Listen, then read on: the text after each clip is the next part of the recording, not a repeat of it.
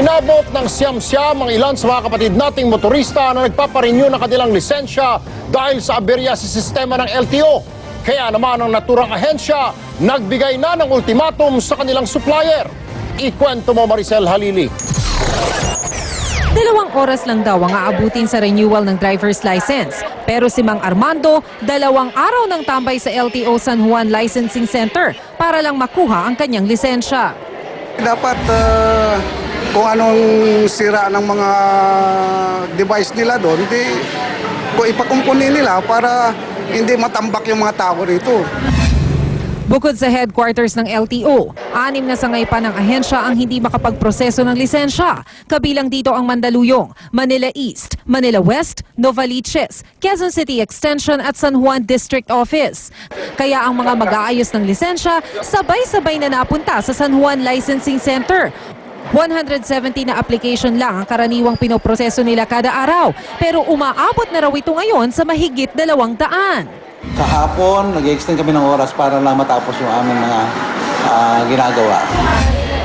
Naparalisa ang operasyon ng LTO 2 linggo na ang nakakaraan matapos baguhin ng supplier nito na Amalgamated Motors Philippines ang disenyo ng driver's license nang walang pahintulot ng ahensya. Napilitan tuloy ang pamunuan ng LTO na ipahinto ang pagproseso ng mga lisensya dahil baka masakripisyo ang security features nito dahilan para mas madali itong mapeke. Nag-ultimatum na ang LTO sa AMPI para ayusin ang sistema hanggang Lunes. Kung hindi, pag-aaralan nila ang posibleng pagsasampa ng kaso laban sa supplier. Maricel Halili, News 5. Sa kabila ng malaking pagkakautang ng Pilipinas, magpapahiram pa ang ating bansa ng $1 bilyong sa International Monetary Fund para tulungan ang mga bangkaroting bansa sa Europa. Makabubuti o makasasama ba ito sa ating ekonomiya? Ikwento mo, Gerard de la Peña. Mahigit 50,000 Pinoy ang nagtatrabaho at naninirahan sa Greece. Pero dahil problemado sa pondo ang nasabing bansa, nanganganib na magsara ang ilang kumpanya roon at naapektuhan ng mga OFW. Ito raw ang gustong maiwasan ng Bangko Sentral ng Pilipinas. Kaya approve silang magpautang ng $1 bilyong o 43 billion pesos sa IMF bilang tulong. We're doing that in the spirit of humility. No? We are humble enough to recognize that we are as vulnerable as any other house in the neighborhood. $470 billion ang binubuno ng IMF para tulungan ang Greece at ibang problemadong bansa sa Europa. Sa IMF umuutang ang mga bansang may tagilid na ekonomiya kung talagang walang-wala na silang mahiraman ng pondo. Minsan nang nalugmok sa pagkakautang ang Pilipinas sa IMF kung saan nagbayad ito ng milyon-milyong dolyar para lang sa interes noong 2006. Pero ngayong mas nakakaluwag na ang Pilipinas, mas mabuti pang araw kung ilalabas ang sobrang dolyar. Nasa $63 billion pa ang utang ng Pilipinas, pero giit ng BSP, mas malaki na ang foreign reserves ng bansa na nasa 76 billion. Kumpara dito, barya rin lang daw ang ipapautang natin na $1 billion para sa karaniwang Pinoy. Siguro, dumaasiso ng Pilipinas, kaya pwede na magpautang. Dapat asigustuhin muna yung panloob natin bago tayo magpautang.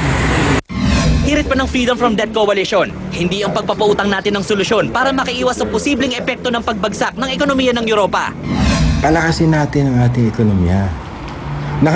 Hindi ba tayo naaalarma nung 9 million ng ating mga kababayan nagtatrabaho na sa labas ng bansa? Kung ang palasyo naman ang tatanungin, dapat pa rin tayong matuwa dahil imbes na mangutang, tayo pa ang nagpapautang ngayon. Gerard de la Peña, News 5.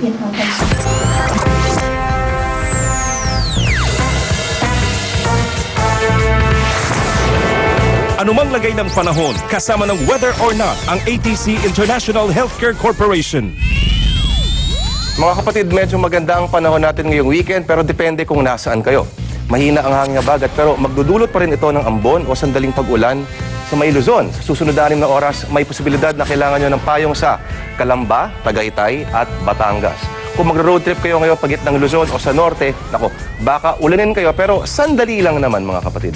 Mas maganda naman ang panahon dito sa Metro Manila at tamang-tama yan para sa Wata Wata Festival sa San Juan bukas. Lumalapit naman sa Surigao del Sur ang isang low pressure area at malabo itong maging bagyo mga kapatid. Pero may posibilidad na umulan sa Leyte, Surigao, Agusan at Cagayan de Oro dahil sa LPA. Ang bad news, magpapatuloy pa ang kalat-kalat na pag-ulan na yan sa weekend lalo na sa Cagayan de Oro, Bukidnon at Surigao pagdating ng hapon. Ito pang isa. Ngayong weekend, posibleng pumasok ang panibagong low pressure area at malaking posibilidad na maging bagyo ito dahil napapaligiran ng tubig. Ingat lang tayo lagi mga kapatid, pero maiba tayo. Ayon sa Forbes magazine, ang dating 11 bilyonaryong Pinoy, 15 na. Andyan pa rin sila Henry C., Lucio Tan, Gokong Wei at Ayala.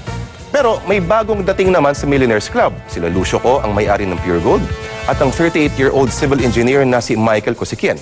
Pinakabata pa rin sa listahan ng 35-year-old founder ng Mang Inasal na si Ed Garcia. Ang tanong, ibig sabihin ba nito ay gumaganda ng ekonomiya? Mas malakas daw kasi ang pasok ng remittance dito kesa sa ibang bansa sa Asia. Kaya sigaw ng sambayanan, mga boss, balato naman dyan. At yan ang ulat pa noon sa ngayon. Ako po si Lord De Vera. Anumang kaya ng panahon, sigurado ka sa ATC. Ang may gawa ng Robust Men Supplement, Liver Marine Supplement at Widox Fat Slimming Capsule. Tatak ATC. Garantisado ka. Thank you.